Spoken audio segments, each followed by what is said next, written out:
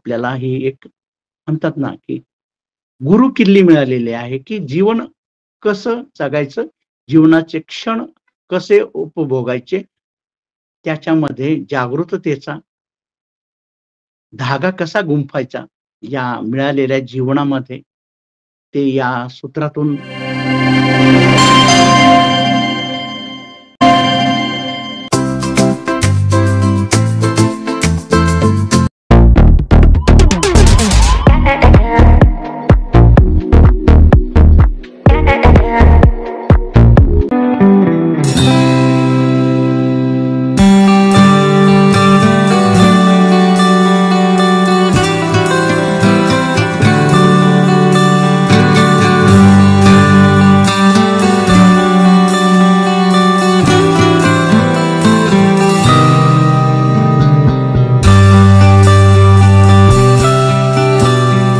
संविधान जागृती देशाची प्रगती या अंतर्गत विशेष व्याख्यानमाला आजचे पुष्प क्रमांक आहे 972.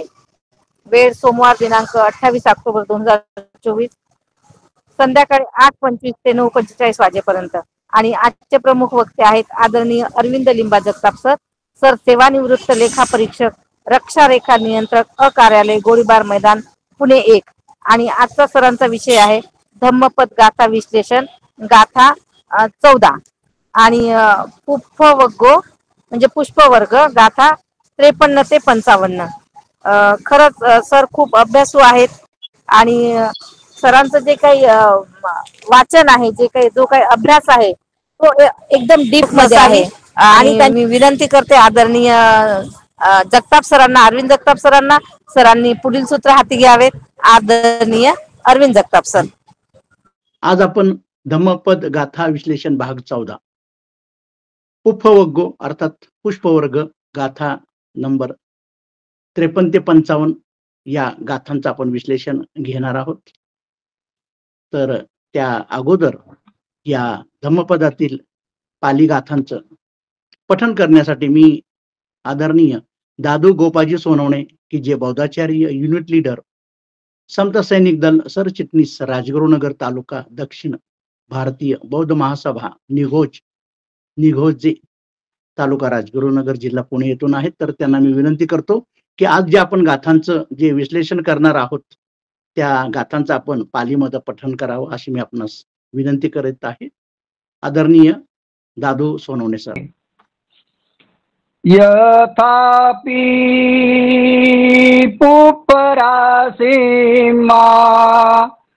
कैरा मालगुणे बहु एवं जाते नमच्चेन कतबं कुशलं बहु न पुप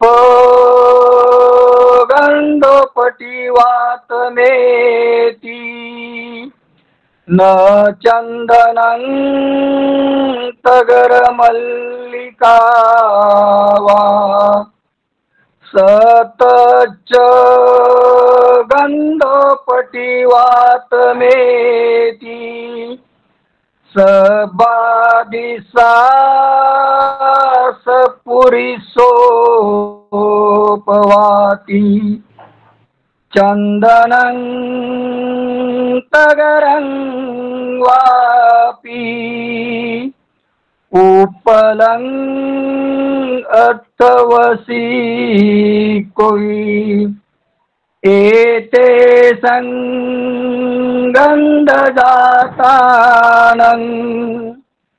शीलगंधो अनुतरो.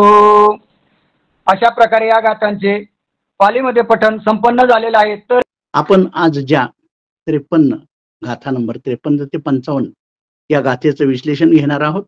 तर त्याच्यात मराठीतले मी अर्थ सांगत आहे.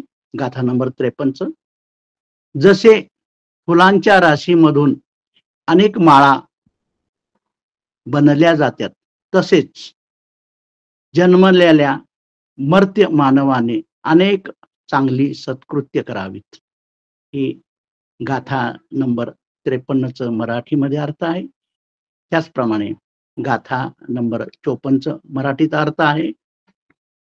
चंदन, तगर, चमेली आदी फुलांचा गंध वारा विरोधी दिशेने वाहत नाही, पण सज्जनांचा, शीलवंतांचा गंध वारा विरोधी दिशेने सुद्धा सर्व दिशेंना पसरतो. त्याचप्रमाणे गाथा नंबर 55चा असा अर्थ आहे. चंदन, तगर, चमेली अथवा कमळाच्या फुलाच्या गंधातून सज्जन व्यक्तींचा किंवा शीलवान चांगल्या व्यक्तींचा सुगंध हा श्रेष्ठ असतो. अशा या पुष्पवर्गातील ह्या 3 गाथांचा आज आपण विश्लेषण घेणार आहोत.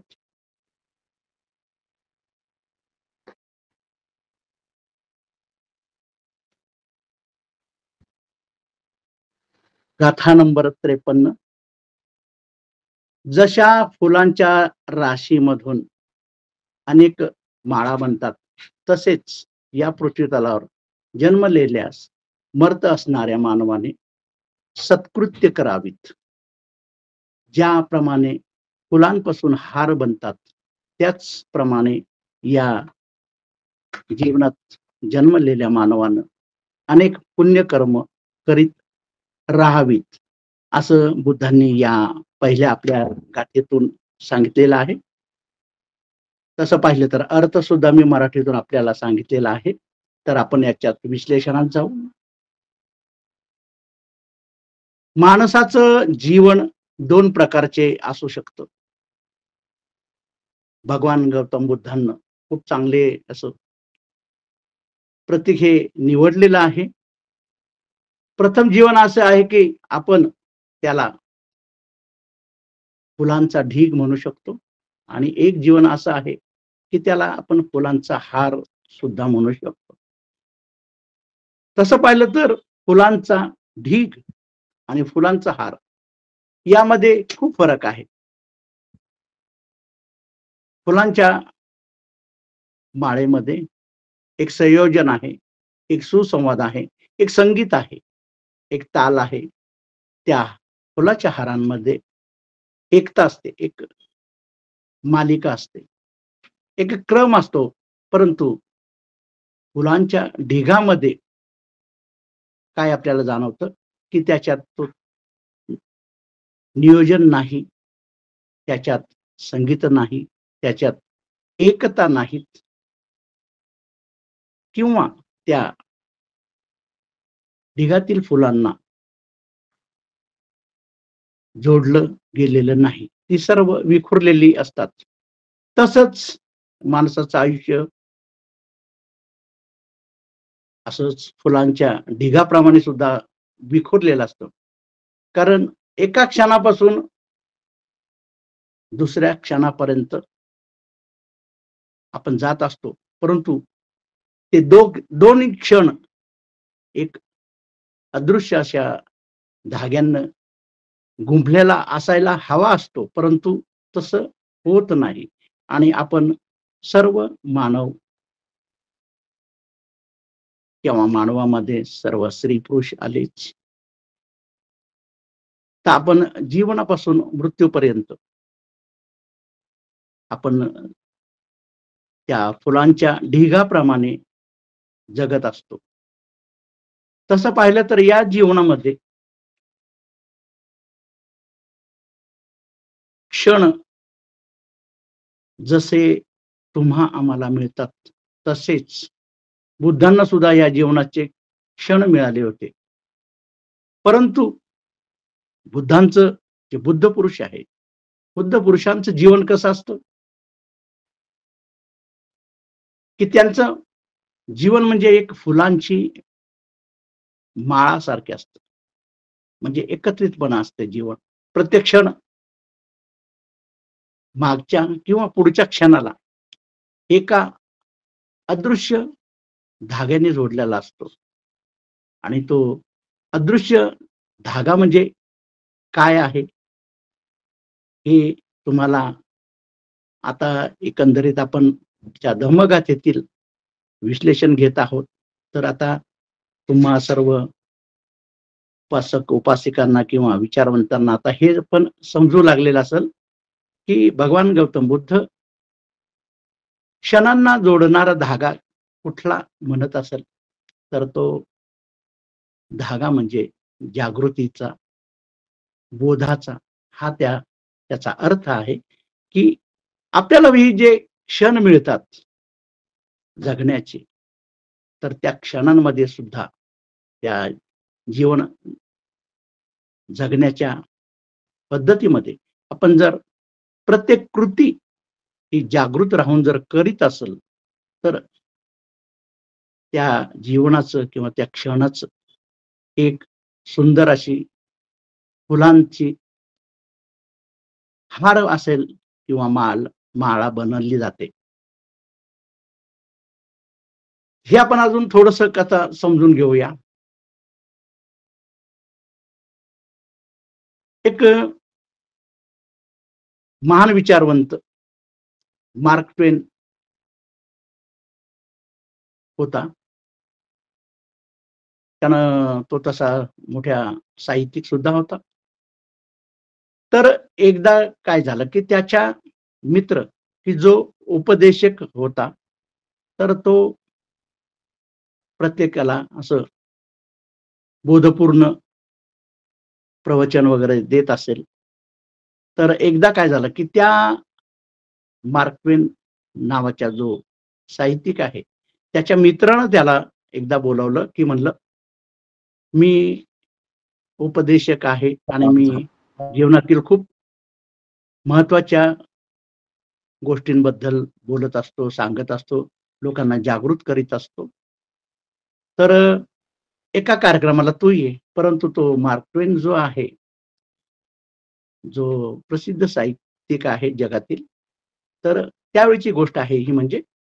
तर तेव्हा तो मार्क ट्वेन त्या मित्राच्या जो उपदेशक होता त्याच्या व्याख्यानाला गेला. परंतु तो त्याच्या मित्राच्या बद्दल त्याच्या मनात खूप अशी असूया होती की हा प्रत्येक वेळेस जागृतीच्या लोकांना उपदेश करीत असतो, तर काही हरकत नाही.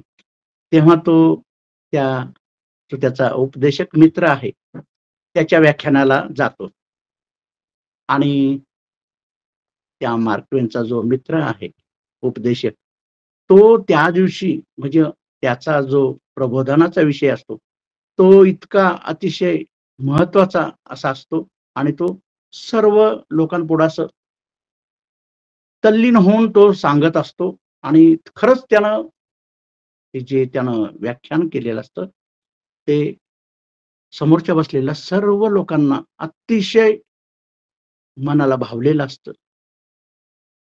सर्वजण त्याचं कौतुक करतात, त्याच्या टाळ्या वाजवतात त्याला आणि मग सर्व झाल्यानंतर तो त्याचा मित्र आणि तो मार्क ट्वेन असं दोघं जण एका गाडीत घरी जायला निघतात. तेव्हा तो त्याचा मित्र त्या मार्क ट्वेनला विचारतो की अरे कसं झालं माझं व्याख्यान, कसं झालं, तुला कसं वाटलं, विषय कसा वाटला? तर तो मार्क ट्वेन म्हणतो सर्व बकवास म्हटला. काय नाही, सगळं सगळं तू उधार घेतलेलं होतं, सगळीकडून इकडून तिकडून तू चोरून घेतलेलं असं त्या व्याख्यानात मला जाणवलं. मला काही ते असं आवडलं नाही. तू जे व्याख्यान इतकं प्रबोधनाचं इतकं सुंदर असं सांगितलंस असं तू म्हणतोयस, परंतु मला त्याच्यात काहीही म्हणजे छान असं वाटलेलं नाही. तू बहुतेक सगळं वेगवेगळ्या पुस्तकातून किंवा कुठून तरी असं उधारपणे घेतलेलं आहे. तर मला त्यात काही असं छान वाटलेलं नाही. तर तो मित्र म्हणतो, "अरे," म्हणलं, "बाकीच्या लोकांनी तर किती" आणि मी पण तो विषय व्याख्यानाचा जो होता, तो अतिशय अभ्यास करून मी सर्व लोकांपुढं सांगितला होता आणि तुझा त्याला अभिप्राय घेण्यासाठी मी विचारत होतो, की "तुला ते कसं वाटलं?" तर तू असं म्हणत आहे, की मी हे दुसरीकडनं घेतलेलं आहे. तर तो मार्क ट्वेन म्हणतो, असं त्यांची दोघांची चर्चा होती आणि म्हणतो, "असं कर, पैज लावतोस का? हे तुझं तू आज जे प्रबोधनाचं जे व्याख्यान सांगितलं त्याच्यातील प्रत्येक वाक्य आणि शब्द तू एका पुस्तकातून घेतलेला आहेस आणि ते पुस्तक माझ्याकडे आहे. तर त्याचा मित्र म्हणतो की असं होऊ शकत नाही म्हणलं. असं मी जे व्याख्यान दिलं प्रबोधनात्मक उपदेशक तो असल्यामुळं त्यानं खूप अभ्यास करून ते व्याख्यान दिलेलं असतं. परंतु दुसऱ्या दिवशी तो मार्क ट्वेन काय करतो की त्या मित्राला म्हणतो, मी तुला उद्या त्याचा अभिप्राय पाठवल, चालतो तू वाटतं तर माझ्याकडे पैज लाव.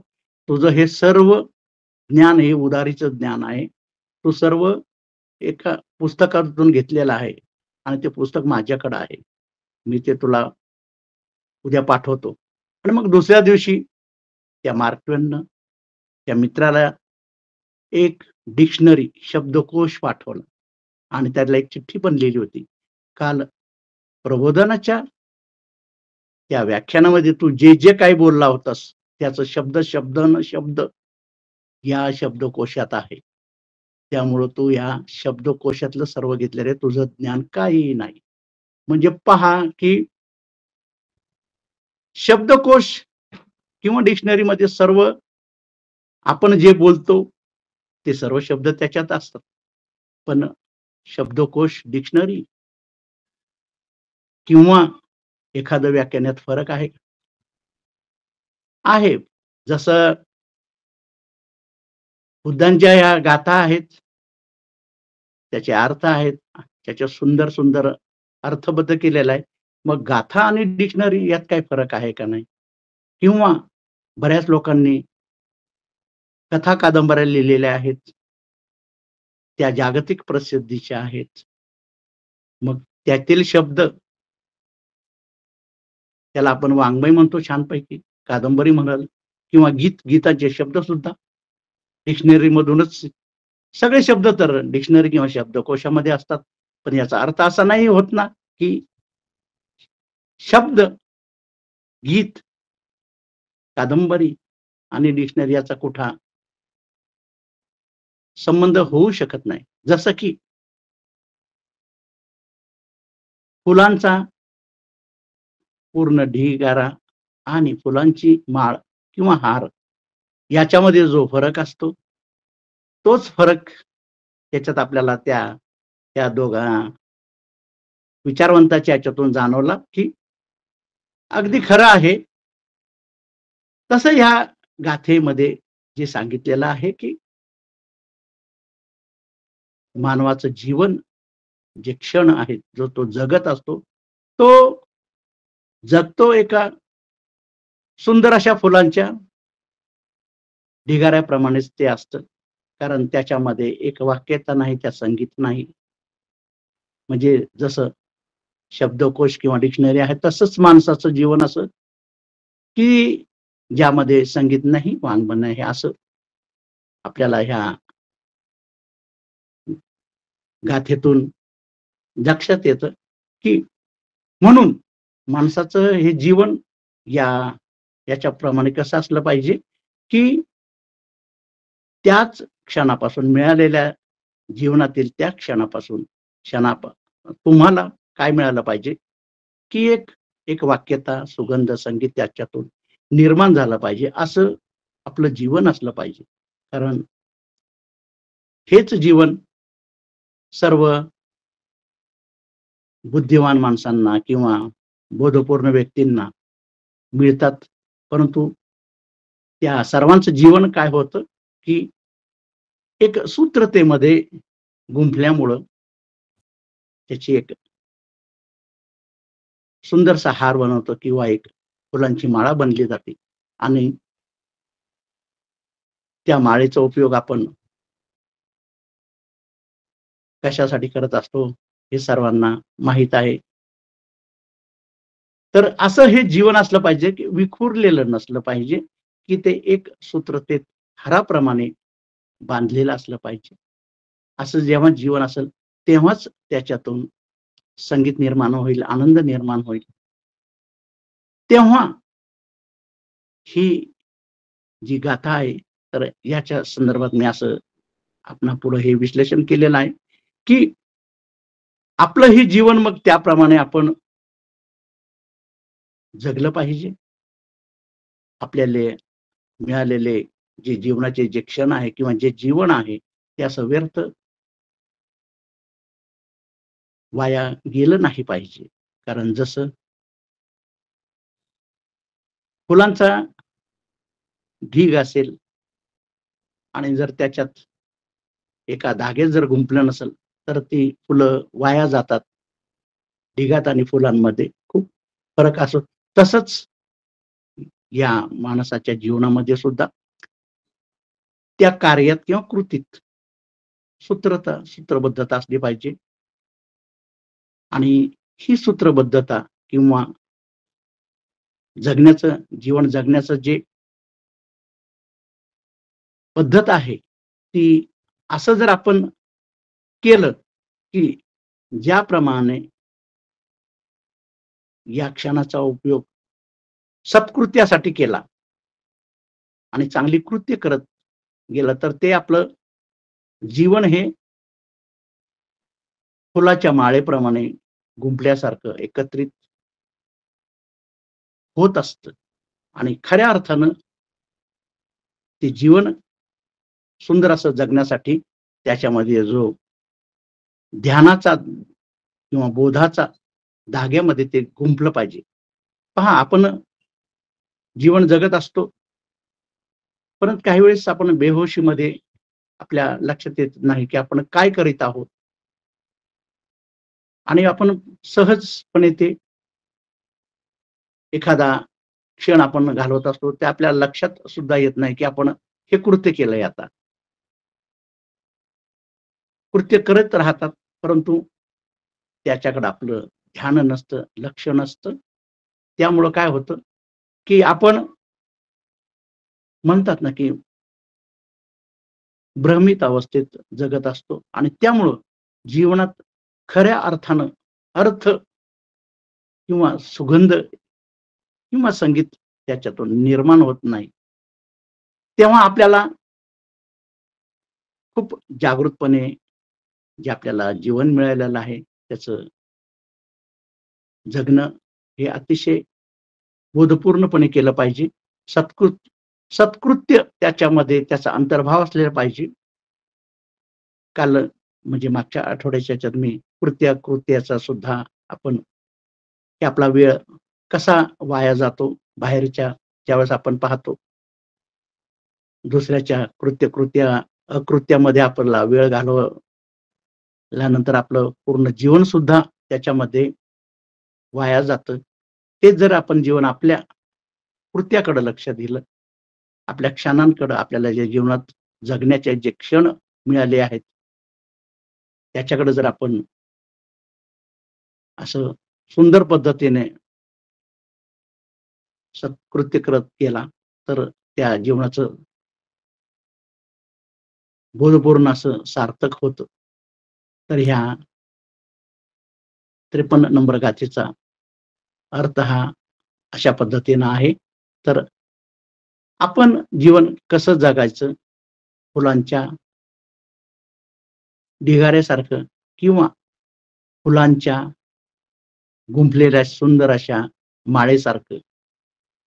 तेव्हा ह्या जी गाथा 53 नंबर होती, तर त्याचं मी साधारणतः हे असं तुम्हाला सर्वांना म्हणजे पटेल, समजेल असं हे आणि हे भगवान बुद्धांनी सुद्धा विचारांची माणसाच्या मनाची ते जीवन जगण्याचा विचार करण्याची जी पद्धत आहे, ते अशा पद्धतीने जर केलं, तर हे जीवन फुलांच्या ढिगाऱ्याप्रमाणे राहणार नाही, तर ते एका माळेप्रमाणे होईल आणि त्या माळेचा उपयोग एक चांगल्या कार्यासाठी किंवा आपण जर पाहिलं, तर ती माळा आपण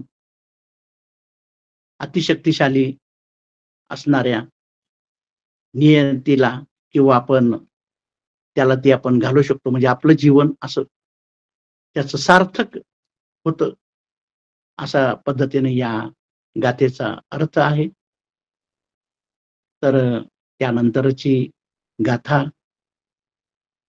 त्याचाही मी अर्थ सांगते. की गाथा नंबर आपण पुढील गाथा 54 नंबर आहे जी गाथा.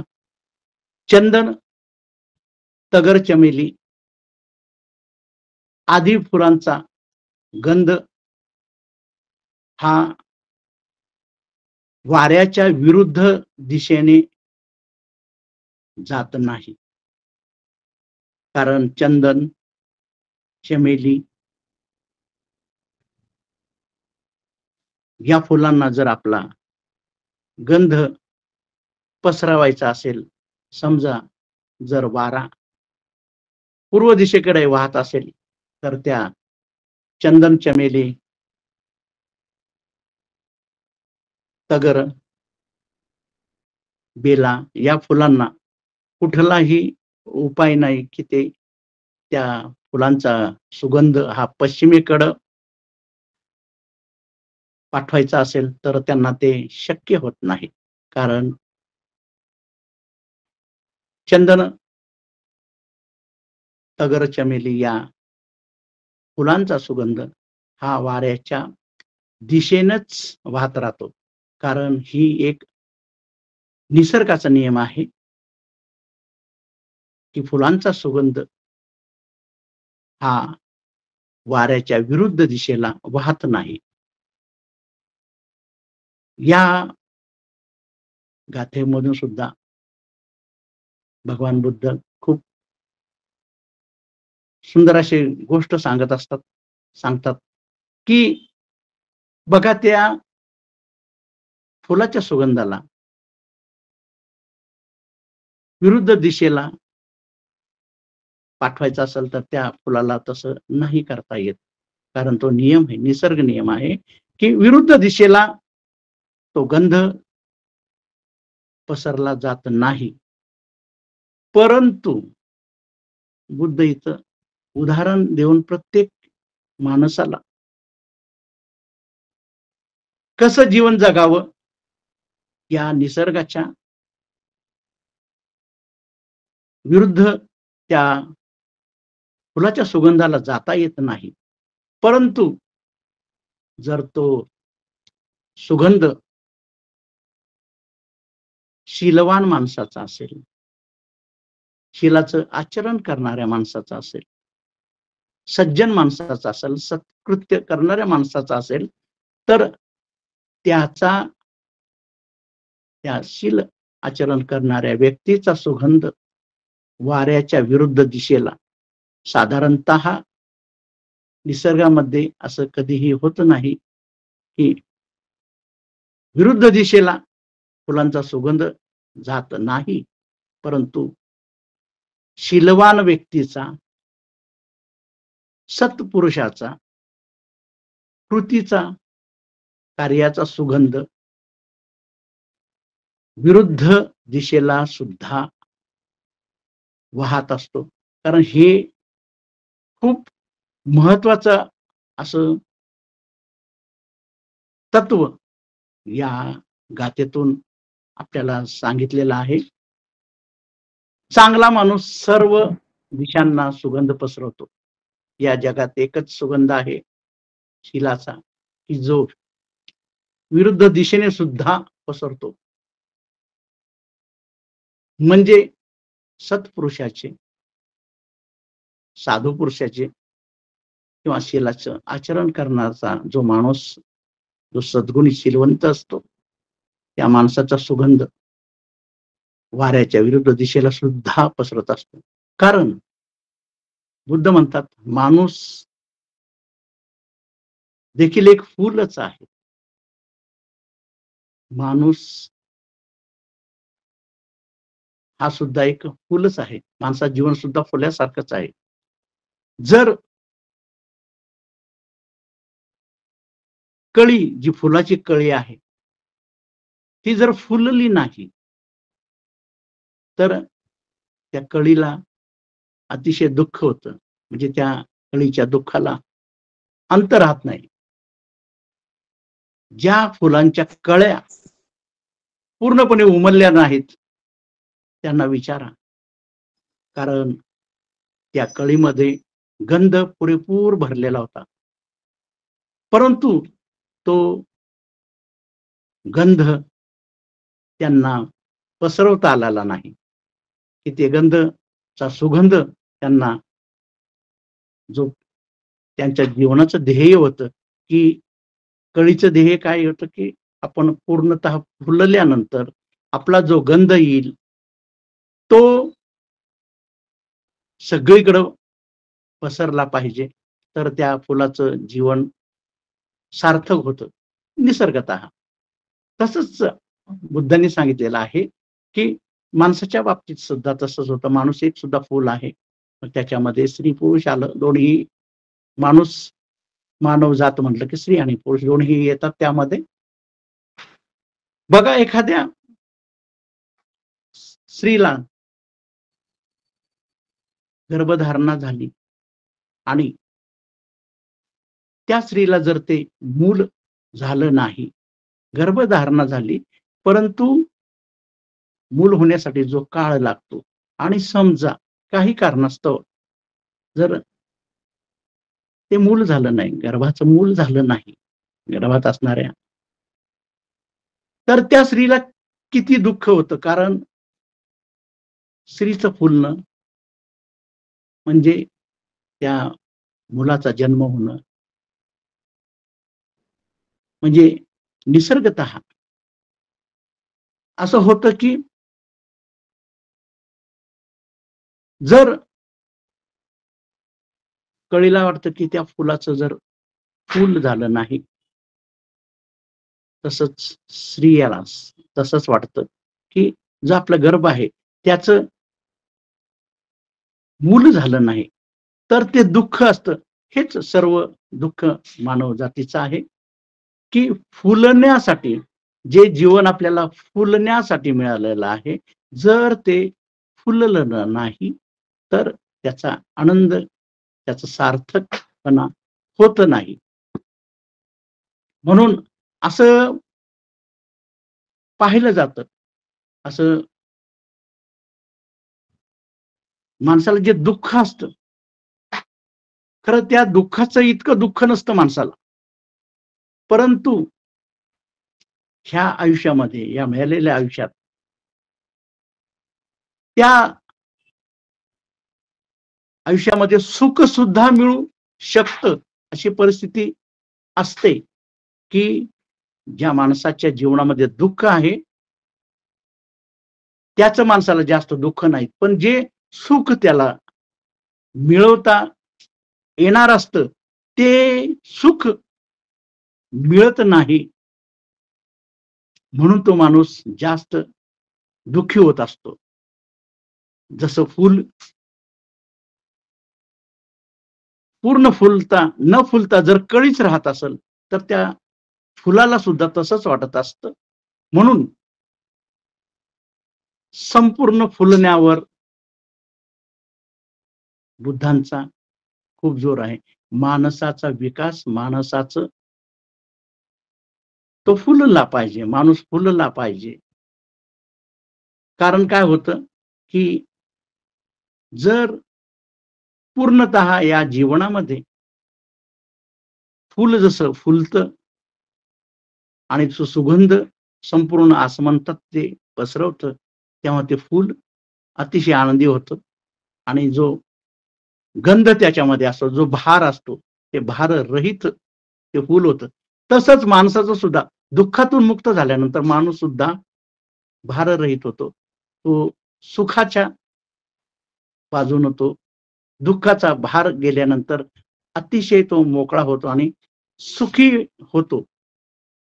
तेव्हा बुद्ध म्हणतात, की माणूस हा फुलला पाहिजे. कारण बुद्ध सुद्धा फुलल्यामुळेच अद्वितीय ठरलेले आहेत, की माणसाचं जो शेवटच्या निर्वाणाचा जो पदापर्यंत पोहोचलेले आहेत. निर्वाण पद म्हणजे काय, की या जीवनाचं जसं कळीचं फुलात रूपांतर होतं आणि फुल आपला गंध, सुगंध संपूर्ण जगभर पसरवतं, तसंच माणसाचं सुद्धा जीवनाचं हे जर सत्कृत्य केलं, चांगलं कृत्य केलं, आचरण केलं, तर माणूस सुद्धा तो जीवनातील गंध त्याचा जो पसरतो तो मात्र वाऱ्याच्या विरुद्ध दिशेला सुद्धा वाहतो. म्हणजे त्याची ख्याती त्या शीलवान माणसाची किंवा आचरण करणाऱ्या माणसाच्या म्हणजे सत्पुरुषाची जो गंध वाहतो तो संपूर्ण सर्व दिशांना पसरतो. म्हणजेच सर्व फुलांचा सुगंध म्हणजे चंदन, तगर, बेला या सर्वांचा गंध वाऱ्याच्या विरुद्ध दिशेने जात नाही. ना चंदनाचा, ना तगराचा, ना चमेलीचा, ना बेलाचा, पण सज्जन माणसाचा, शीलाचं आचरण करणाऱ्या माणसाचा सुगंध हा विरुद्ध दिशेलाही पसरला जातो. मग आता हे फुलणं किंवा जीवन सार्थक होणं असं झाल्यानंतर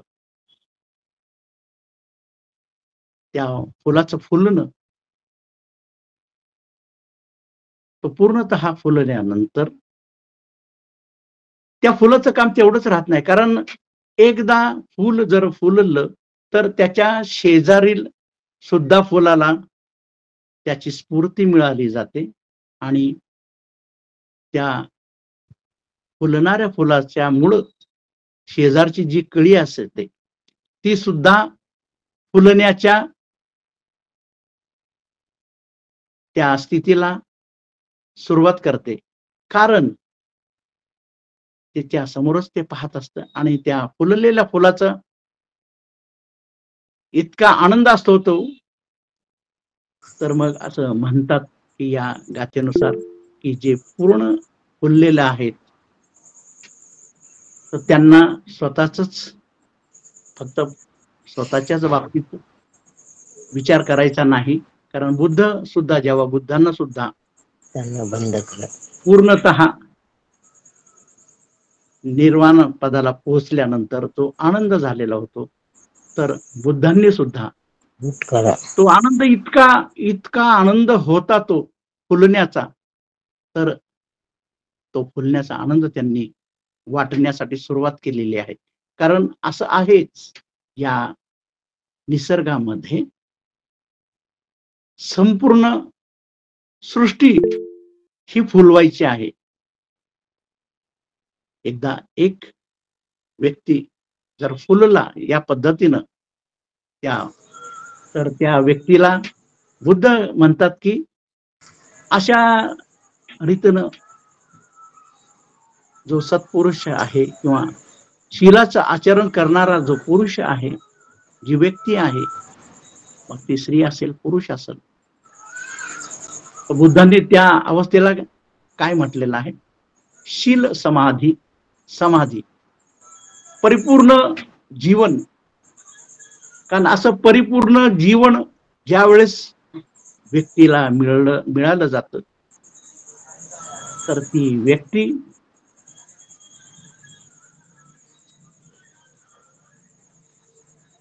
त्या शिलाचा सुगंध सर्व बाजूला पसरवते.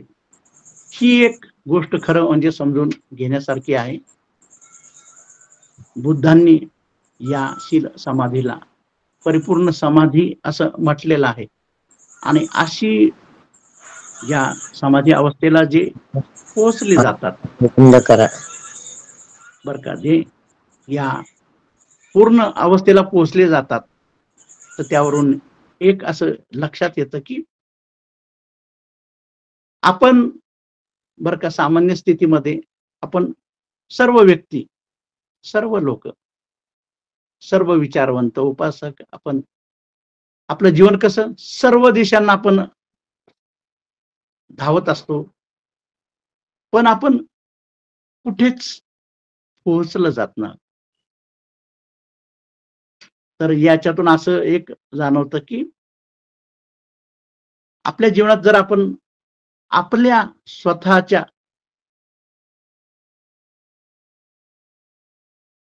स्वतःच्या बाजूनं म्हणजे स्वतः आपल्या जीवनाकडे जर आपण कृत्यांचा विचार करून त्याप्रमाणे आपण आपल्या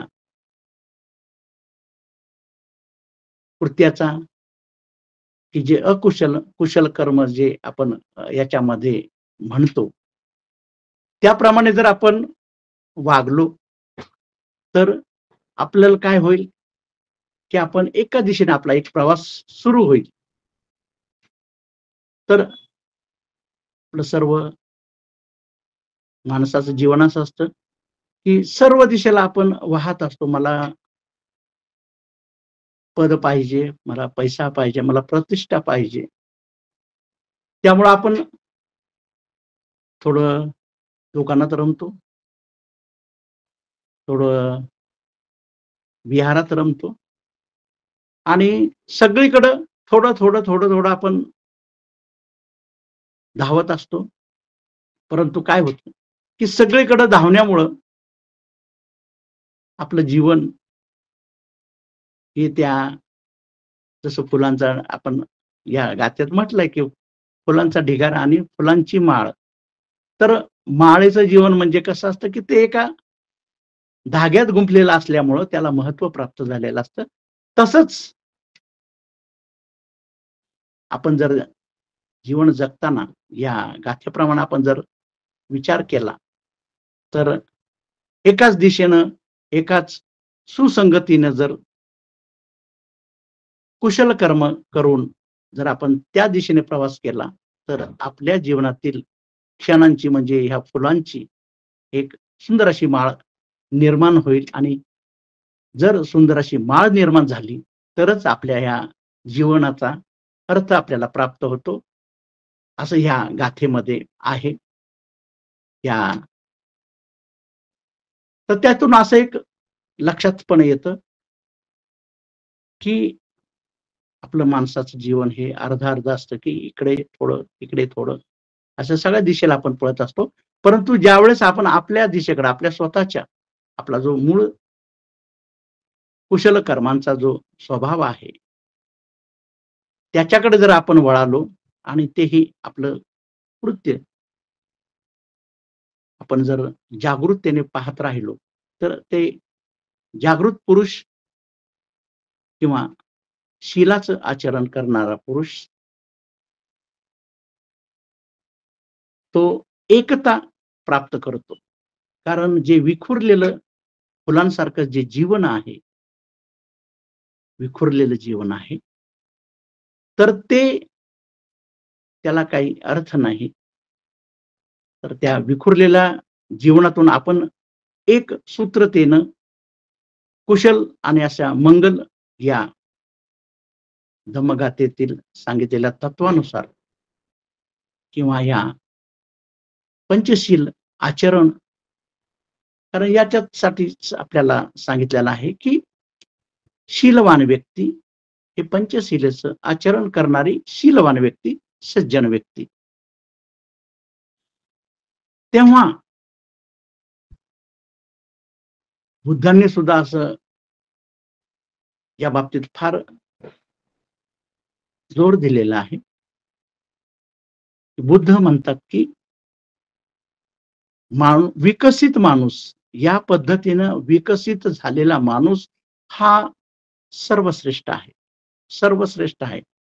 सर्वात उच्च स्थान म्हणजे विकसित झालेला माणूस त्याच्या पुढे काही नाही. कारण मागच्या आठवड्यातील या पुष्पवर्गातील एका गाथेमध्ये असा सुद्धा एक उल्लेख आलाच होता. मी सांगितलं होतं की भगवान बुद्धांनी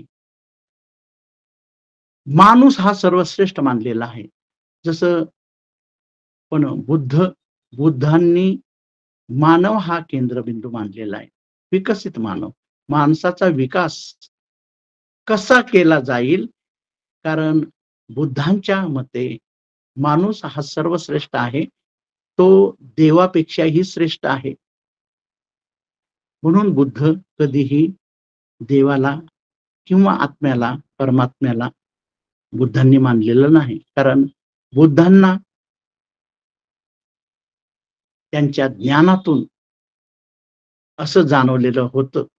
आज तुम्हा आम्हा सर्वांना हे माहीत आहे, की माणूसच जर विकसित झाला या शील आचरणानं, त्या सुगंधित अशा धम्मपदाच्या तत्वाच्या वाटेवरून जात असताना माणूस जर असा या वाटेवरून जर गेला, तर एक दिवशी तो अत्युच्च अशा शिखरावर जाऊन पोहोचल, की जे विकसित माणसाचं जे स्थान आहे ते या तथाकथित देवांपेक्षाही उच्च दर्जाचं आहे.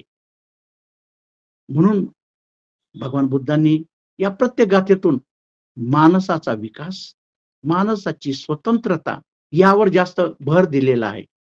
म्हणून या जगामध्ये जो बौद्ध धम्माच्या तत्वानुसार जो चारी दिशेला सुगंध पसरलेला आहे, त्याचं कारण हे असं आहे, की या उपभोगातील या गाथामुळं, की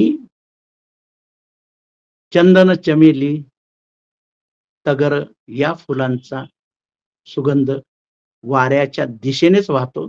वाऱ्याच्या विरुद्ध दिशेला त्याला वाहता येत नाही. पण शीलवान माणसाचा किंवा सज्जन या पथावरून चालणाऱ्या माणसाचा सुगंध त्याला सीमा नसते. तो जगामध्ये कुठल्याही दिशेला पसरू शकतो या गाथेमधून. म्हणून मग आपल्याला काय करायचं आहे, की आपलं जे जीवन आहे त्याप्रमाणे आपल्याला जगायचं आहे. आता इतकं सर्व माहीत झाल्यानंतर आपल्याला ही एक म्हणतात ना, की गुरु किल्ली मिळालेली आहे, की जीवन कसं जगायचं, जीवनाचे क्षण कसे उपभोगायचे, त्याच्यामध्ये जागृततेचा धागा कसा गुंफायचा या मिळालेल्या जीवनामध्ये, ते या सूत्रातून आपल्याला अतिशय सुंदर पद्धतीने समजून येत आहे. म्हणून हार आणि ढीग, फुलांचा हार आणि फुलांचा ढीग यामध्ये जो फरक आहे, कारण फुलांच्या ढिगामध्ये संघटना नाही, एकता नाही, आत्मा नाही, संगीत नाही. पण त्या फुलांच्या माळेमध्ये एक व्यक्तिमत्व आहे, एकता आहे, एकसूत्रता आहे. तर त्याला त्या माळेला अर्थ आहे, फुलांच्या माळेला अर्थ आहे. म्हणून बुद्धांनी ते माणसाच्या विकासावर, माणसाच्या मानसिकतेच्या जे अत्युच्च शिखर आहे त्याच्या संदर्भातच बुद्ध या धम्मपदाच्या गाथेमध्ये प्रत्येक वेळी ज्यावेळेस या गाथांचा अभ्यास करत असतो त्यावेळेस बुद्ध प्रत्येक गाथेमध्ये वेगवेगळ्या पद्धतीनं माणसाला जागृत ध्यान याच संदर्भात बोलत असतात. वेगवेगळ्या पद्धतीने कितीही तुम्ही आता आपण या 423 गाथ्यांचा अभ्यास करणार आहोत. त्याच्यामध्ये जे सूत्र दिलेले आहेत, जे गाथांचं तत्वज्ञानाचे जे सूत्र दिलेले आहे, सर्वांचा जर एकत्रितपणे आपण या सर्व धम्मपदातील गाथांचा, या फुलांचा जर आपण एक निचोड काढला आणि एक त्याचं अत्तर किंवा एक बनवलं, तर त्याचा एकच ध्यान, जागृतता हाच समजून येईल. आणि प्रत्येक गाथेतून बुद्धांनी हेच 45 वर्ष हेच सांगत बसले, कारण त्यांचा माणसाच्या जागरूकतेवर त्याचा भर होता त्यांचा, की माणूस हा जागृत झाला पाहिजे. त्या माणसाच्या विचारात क्रांती झाली पाहिजे, त्या माणसाच्या मनामध्ये क्रांती झाली पाहिजे, त्याला ध्यान आणि जागृतता ही आली पाहिजे. तर अशा व्यक्तींचा सुगंधाला सीमा राहत नाही, तो सर्व बाजूने पसरला जातो. म्हणून शीलाचा गंध किंवा सत्कृत्य कुशल अशा कृत्यांचा जो सुगंध वाहतो तो सर्व दिशेंना वाहतो. म्हणून प्रत्येक व्यक्तीचं म्हणतात की बुद्धांच्या या तत्वज्ञानाचं माहीत आहे सर्व. हे सर्व तत्व इतकी महत्वाची आहेत आणि सर्वांना ती माहिती आहेत, कळतात सुद्धा. परंतु त्याचं पुन्हा मला परत सांगावंसं वाटतं की आचरण जर केलं तरच, म्हणजे आपण बुद्ध विचारांचं हे जेवण खाल्लं पाहिजे, ते खाल्लं पाहिजे, पचलं पाहिजे आपल्या रक्तामध्ये, आपल्या शरीरामध्ये. हे तत्व सगळीकडं वाहिलं पाहिजे. तेव्हा आपल्यात सुद्धा जाणवल की त्या बुद्धत्वाचं उदय त्या आपल्या शरीरात होईल. म्हणून आपण एक नवीन गाणं आपण म्हणत असतो बघा, प्रत्येकाला ते माहित आहे, तुझ्या रक्तामधला मला भीमराव पाहिजे. आपण हे गाणं खूप ऐकतो. तेव्हा आता असंही म्हणायला लागेल की तुझ्या रक्तामधला मला बुद्ध हवा आहे. म्हणजे या बुद्धांनी जे शीलवान व्यक्ती, शीलाचं जे महत्व सांगितलेलं आहे, त्या शीलाच्या सुगंधाचं महत्व जे सांगितलेलं आहे, तेव्हा आपल्याला आता नवीन पद्धतीने असं करावं लागेल की ते सर्व तत्व आपल्या शरीरात भिनवलं पाहिजे. आपल्या रक्तात मांसामध्ये ते पचलं गेलं पाहिजे. तेव्हा कुठं आपल्या शरीरामध्ये, आपल्या मनामध्ये बुद्धत्वाचा उदय होऊ शकेल. कारण नुसतं माहीत असून, कारण या गाथेमध्ये एक एक हिऱ्याच्या मोलाची अशी तत्व आहेत, पण ती तत्व जर आचरणात जर नाही आले, ती जर आपल्या रक्तामासात जर ती पचली नाही, तर त्याचा काही उपयोग होणार नाही. प्रत्येक माणूस हा बुद्ध होण्याच्या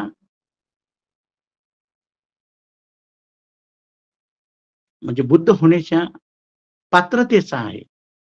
बुद्ध होण्याच्या पात्रतेचा आहे.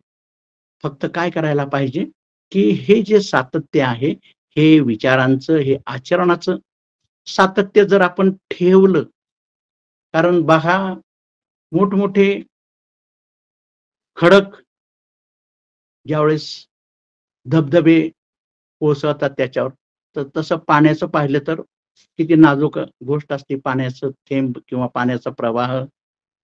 पण मोठमोठे खडक सुद्धा त्याचं वाळू बनवण्याचं कशामुळं होतं की सातत्यामुळं. सततधार जी धबधब्याची पावसाळ्यामध्ये वरून कोसळते, सतत कोसळते, तेव्हा खाली असणारे जे खडक किंवा मोठमोठे दगडे असेल, त्याचे हळू तुटून त्याचे वाळूत रूपांतर होतं. म्हणजे इतके मोठे कठीण असलेले सुद्धा दगडी सुद्धा त्याचं वाळूत रूपांतर होतं. कशामुळे? तर सातत्यामुळं. म्हणून ह्या आचरणाला फार बुद्धांनी सुद्धा फार जोर दिलेला आहे. तर असंच एका मायकेल एंजेलो आपल्याला सर्वांना माहित आहे की तो मूर्तिकार होता. तर तो चर्चच्या बाहेर असंच चर्च बांधल्यानंतर बरीच मोठमोठे दगड त्याच्यात बाहेर असेच पडलेले होते की ज्याचा उपयोग झाला नव्हता. तर तो जो मायकेल एंजेलो जो मूर्तिकार होता, तो दररोज चर्चला जाताना ते पाहायचा की चर्चच्या बाहेर हे जे दगड पडलेले आहेत, तर ते त्याचा काहीतरी उपयोग झाला पाहिजे असं कारण तो मूर्तिकार असल्यामुळे त्याला ते तसं वाटलं. म्हणून त्यानं त्या दगडातून एक सुंदर येशू ख्रिस्तांची मूर्ती तयार केली आणि ती चर्चमध्ये आणली. त्यावेळेस मूर्ती आणली, तेव्हा सर्वांनी आश्चर्यचकित झाले होते की त्या सर्वांना माहित होतं की तो ज्या एका रंगाचा दगड जो बाहेर कित्येक वर्ष असा जो बाहेर पडलेला होता त्या चर्चच्या बाहेर, तर त्या दगडातून त्या मायकेल एंजेलोने ती एक मूर्ती अशी सुंदर अशी ख्रिस्ताची मूर्ती तयार केली. तेव्हा सर्वजण त्याला म्हणाले, "अरे वाह! वाह! किती सुंदर तुम्ही हे काम केलं. किती सुंदर पद्धतीने त्या मूर्तीला तुम्ही घडवलं." तेव्हा तो मायकेल एंजेलो त्या सर्वांना म्हणतो, "छे, छे, माझं त्याच्यात काहीही काम नाही. ती येशू ख्रिस्ताची मूर्ती त्या दगडात होतीच. त्या दगडात होतीच. फक्त मी हातोडी आणि छन्नी वापर करून त्याच्या बाजूला जो अनावश्यक भाग होता, ते एवढाच मी फक्त काढला. माझं त्याच्यात काहीही कष्ट नाही. मी फक्त तेवढंच केलेलं आहे." तसं पाहिलं तर ती मूर्ती, ती अतिशय सुंदर अशी मूर्ती त्या दगडात अगोदर होतीच. फक्त काय केलं, की एक सातत्याचं हातोडी आणि छन्नीचा उपयोग करून त्यानं अनावश्यक दगड जे होते, जे तुकडे होते ते बाजूला काढले आणि सुंदर अशी मूर्ती त्याच्यातून साकार झालेली. असं तो मायकेल एंजेलो जो मूर्तिकार आहे, त्यानं सांगितलं. तर याच्यावरून आपल्याला एकच लक्षात येतं, की बुद्धत्वाचं, बुद्ध होण्याचं, कळीचं फूल होण्याचं, ही जी सर्व पात्रता, ही प्रत्येक मानवात आहे. प्रत्येक मानवात आहे. बुद्ध होण्याचं ची क्षमता आहे. फक्त त्यासाठी काय करावं लागेल, की आचरणाची छन्नी आणि हातोडी, त्याचं उदाहरण देऊन मी म्हणतो, की छन्नी आणि हातोडीचा उपयोग करून जे अकुशल जे आहे, ते बाजूला करून कुशल कर्मांनी आपण सुद्धा आपल्यातलं बुद्धत्व बाहेर काढू शकतो आणि प्रत्येक माणसाला बुद्ध बनण्याचा अधिकार आहे. त्यासाठी फक्त आपली ही जी कळी आहे, आपलं हे जीवन ते फुलवायचं आहे आणि आपल्यात ती क्षमता सुद्धा आहे.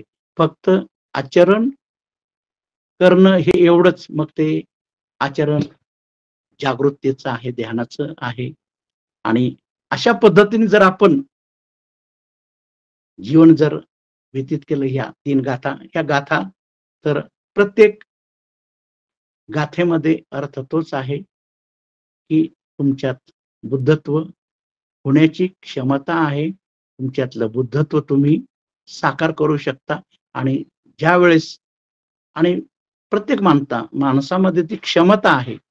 फक्त तुमचं आचरणाचा जोर दिला तर, जसं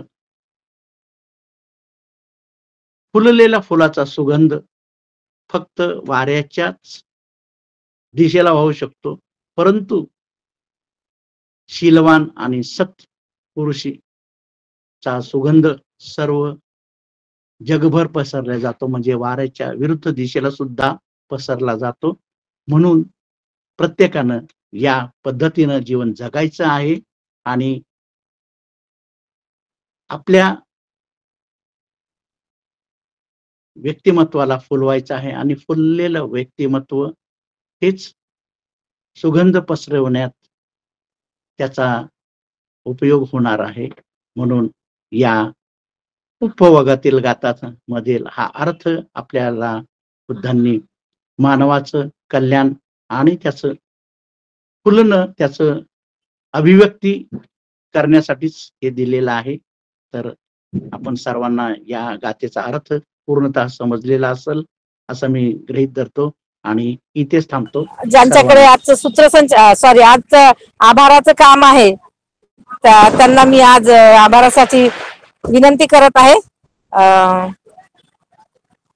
सुरेखाताई, आदरणीय सुरेखाताई डांगरे ताई वाघोली इथून आहेत, वाघोली पुणे, आणि सामाजिक कार्यकर्ते आहेत. आणि ताई संविधान जागृती देशाची प्रगती अंतर्गत होत असलेल्या व्याख्यानमालेमध्ये आजचे पुष्प 972 धम्मपद गाथा विश्लेषण भाग 14 पुष्पवर्ग 53 ते 55 गाथा. या गाथांचं सविस्तर विश्लेषण ज्यांनी केलं त्यांनी आजच्या विषयाला पुष्पाला पुरेपूर न्याय दिला. ते आपल्या समितीचे सदस्य आदरणीय अरविंद लिंबा जगताप, सेवानिवृत्त लेखा परीक्षक, लेखा नियंत्रक कार्यालय, गोळीबार मैदान, पुणे या ठिकाणी कार्यरत होते. सहनेहमीच आपल्याला वेळेचे दान देऊन धम्मपद गाथाचे विश्लेषण करत असतात. आजही त्यांनी सखोल असं मार्गदर्शन करून धम्मपद या गाथाचं विश्लेषण केलं.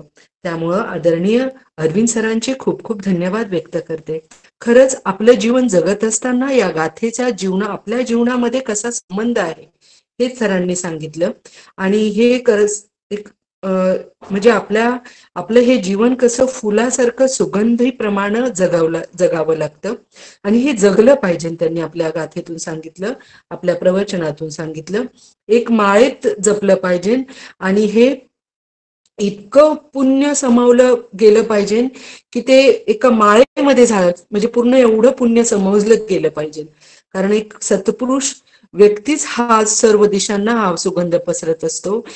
वेगवेगळ्या प्रकारचे सुगंधी फुलं असू दे, चंपा असू दे, चमेली असो, वेगवेगळ्या सुगंधी फुलं असू दे, या फुलांपेक्षाही जास्त गुणवान व्यक्तीचं शील हे किती सुगंधित असतं आणि ते विरुद्ध दिशेला सुगंध पसरत असतं, म्हणजे वारेच्याच दिशेला नाही तर सर्वत्र पसरत असतं. हे आज खऱ्या अर्थानं त्यांच्या मार्गदर्शनातून जाणवलं. कारण सभोवतालचं वातावरण हे फुलवण्याचं काम खऱ्या अर्थानं सत्पुरुष करत असतो. खरंच खूप सुंदर असं मार्गदर्शन केलं आणि आपल्या जीवनामध्ये खरंच हे उपयोगी पडत असतं. हे गाथेचा अर्थ खरंच आपल्या जीवनामध्ये किती उपयोगी आहे हे सरांच्या आज प्रवचनातून प्रकर्षानं मला जाणवलं. तसेच त्यांचा खूप खूप मी धन्यवाद व्यक्त करते, आभार व्यक्त करते, मंगल मैत्री व्यक्त करते आणि खूप खूप धन्यवाद. यानंतर आपल्या आयोजक ग्रुपचे आभार मानेल आणि आपले सूत्रसंचालन करणाऱ्या आदरणीय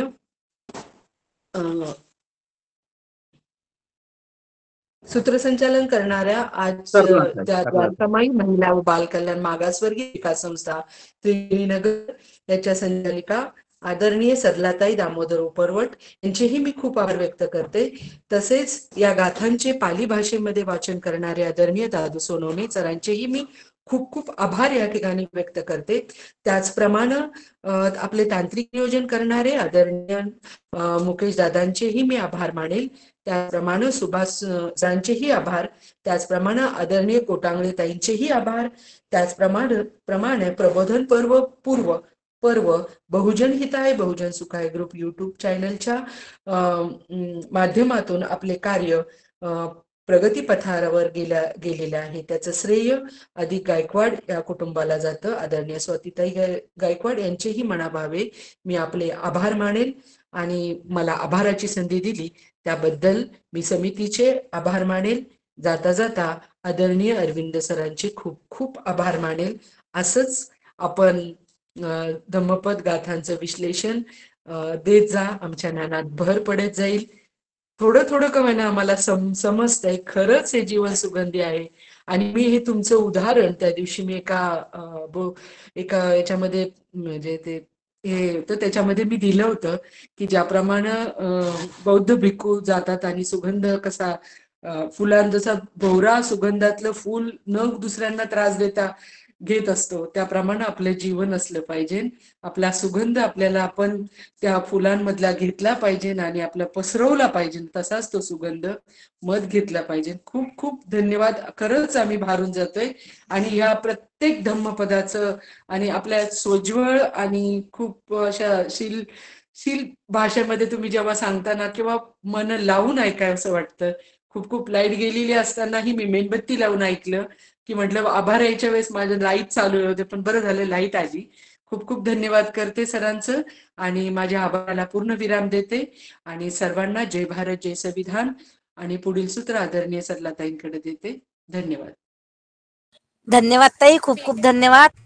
आणि सर्वांचे आभार मानणारे आदरणीय सुरेखाताई डांगळे यांचे आपल्या सर्वांकडून, माझ्याकडून, आपल्या सर्व तिन्ही ग्रुप कडून आणि सर्व श्रोत्यांकडून खूप खूप धन्यवाद, खूप खूप आभार.